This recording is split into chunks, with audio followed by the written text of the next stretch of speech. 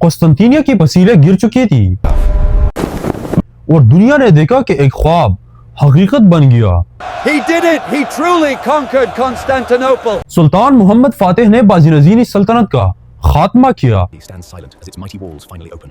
Golden sun. مگر اس کے موت کے ساتھ ایک نئے دور کا آغاز ہوا۔ سلطان محمد فاتح کے بارے میں اور اس سے پہلے جتنے بھی سلاطین ہیں، اس پر ہم نے آلریڈی ویڈیوز بنائی ہے۔ سلطان محمد فاتح کے بعد تخت پر اس کا بیٹا سلطان بایزید دوم بیٹا۔ بایزید نرم دل، دیندار اور علم دوست بادشاہ تھا۔ اس نے جنگوں کے بجائے پیس کو ترجیح دی، لیکن اس کے اپنے بیٹے احمد اور سلیم کے درمیان تخت کی جنگ بھڑک اٹھی۔ سلیم نے اپنے والد کو معزول کر کے خود تخت پر قبضہ کر لیا۔ وہی سلیم اول جو یاؤز سلیم کہلایا، ظالم مگر عظیم۔ اس نے ایران کی صفویوں کو چالدران کی وار میں شکست دی، شام، مصر اور حجاز کو فتح کیا اور پہلی بار خلافت کا لقب عثمانی بادشاہوں کو ملا۔ وہ خادم حرمین کہلایا اور سلطنت کو ایک دینی مرکز بنایا۔ اس کے بعد آیا سلطان سلیمان اول، جسے دنیا سلیمان قانونی کے نام سے جانتی ہے۔ وہ نہ صرف فاتح تھا بلکہ قانون ساز بھی تھا۔ اس نے بلغراد، ہنگری، عراق اور یمن تک سلطنت پھیلائی، مگر اس کے دربار میں ایک خاتون داخل ہوئی، حرم سلطان، ایک سابق غلام لڑکی جس نے اپنی ذہانت، حسن اور سیاست سے سلطان کے دل پر قبضہ کر لیا۔ حرم سلطان نے نہ صرف دربار بلکہ سلطنت کی سیاست کو بدل دیا۔ اس نے وزیر اعظم رستم پاشا سے ساز باز کی، اپنے بیٹے سلیم کو ولی عہد بنوایا اور شہزادہ مصطفیٰ جو فوج اور عوام کا محبوب تھا ایک سازش کے تحت قتل کروا دیا۔ سلطان سلیمان کے بعد اس کا بیٹا سلیم دوم تخت پر آیا، جو عیش پرستی میں مشہور ہوا۔ وہ کمزور سلطان تھا، اصل اختیار اس کی بیوی نوربانو سلطان اور مائے حرم کے ہاتھ میں تھا۔ اس کے بعد سلطان مراد سوم تخت پر آیا۔ مراد سوم کے بعد سلطان محمد سوم آیا۔ اس نے تخت پر بیٹھتے ہی اپنے انیس بھائی کو قتل کروایا تاکہ کوئی دعویدار باقی نہ رہے۔ اس کے بعد آیا سلطان احمد اول، ایک نیک اور عبادت گزار بادشاہ۔ اس کے دور میں مشہور نیلی مسجد تعمیر ہوئی۔ احمد اول کی بیوی کوسم سلطان ایک طاقتور خاتون تھی۔ وہ ابتدا میں نرم مزاج تھی مگر جلد ہی سلطنت کی اصل حکمران بن گئی۔ کوسم سلطان نے اپنے بیٹے مراد چہارم کی بچپن میں بطور نگران حکومت کی۔ جب مراد جوان ہوا تو اس نے نظم و ضبط قائم کیا، بغداد دوبارہ فتح کیا، شراب و جوا پر پابندی لگائی۔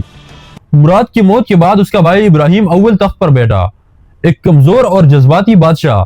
ابراہیم کے دور میں کوسم سلطان دوبارہ اقتدار میں آئی، مگر اب ابراہیم کی بیوی ترہان سلطان نے اس کا مقابلہ کیا۔ ابراہیم کے بعد ترہان کے بیٹے محمد چارم نے حکومت کی، مگر اقتدار اس کی ماں کے پاس رہا۔ لیکن 1683 میں ویانا کی شکست نے عثمانیوں کے زوال کا دروازہ کھول دیا۔ اب یورپ مضبوط اور عثمانی کمزور ہو رہے تھے۔ آنے والے سلاطین سلیمان دوم، احمد دوم، مصطفیٰ دوم، احمد سوم سب نے اصلاحات کی کوشش کی۔ احمد سوم کے دور میں طلب شروع ہوا، جہاں موسیقی، فنون، لطیفے اور ثقافت نے عروج پایا۔ اس کے دور میں خواتین دربار میں زیادہ اثر رسوخ رکھتی تھی۔ پھر محمود اول، عثمان سوم، مصطفیٰ سوم، عبد الحمید اول، سلیم سوم آئے۔ سلیم سوم نے جدید اصلاحات کی کوشش کی، فوج کو یورپی طرز پر منظم کیا، مگر ینیچرو نے بغاوت کر کے اسے قتل کر دیا۔ اس کے بعد آیا محمود دوم، آ کر اس نے بغاوت کا خاتمہ کیا، ینیچری فوج کو مٹا دیا اور سلطنت میں جدید اصلاحات نافذ کیے۔ اس کے بعد عبد المجید اول نے تنظیمات کے نام سے جدید قوانین بنائے۔ پھر عبد العزیز آیا، جس کی بھی والدہ سلطان سیاست میں سرگرم رہی۔ پھر آیا عبد الحمید دوم، جو ذہانت اور سیاست کا امتزاج تھا۔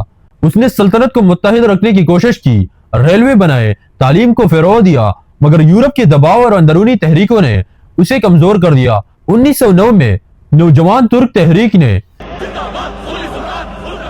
اسے معزول کرنے پر مجبور کر دیا۔ اس کے بعد محمد پنجم آیا، جس کے زمانے میں پہلی جنگ عظیم ہوئی۔ سلطنت نے جرمنی کا ساتھ دیا اور شکست کھائی۔ عرب علاقے الگ ہو گئے، استنبول پر اتحادی افواج کا قبضہ ہو گیا۔ آخر کار تخت پر بیٹھا آخری سلطان محمد ششب، ایک ایسا بادشاہ جو سلطنت کے ملبے کے درمیان زندہ تھا۔ مصطفیٰ کمال اتا ترک نے جمہوری ترک کی بنیاد رکھی۔ 1922 میں خلافت کا خاتمہ ہوا۔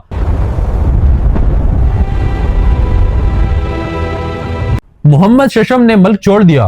عثمانی سلطنت کے تاریخ میں بہت سلطان آئے مگر ان کے ساتھ تقریباً درجنوں خواتین نے بھی حکومت کی۔ حرم سلطان، نوربانو سلطان، صفیہ سلطان، کوسم سلطان، ترحان سلطان، مہپکار سلطان، سب نے کبھی پردے کے پیچھے کبھی سامنے آ کر سلطنت کے فیصلے کیے۔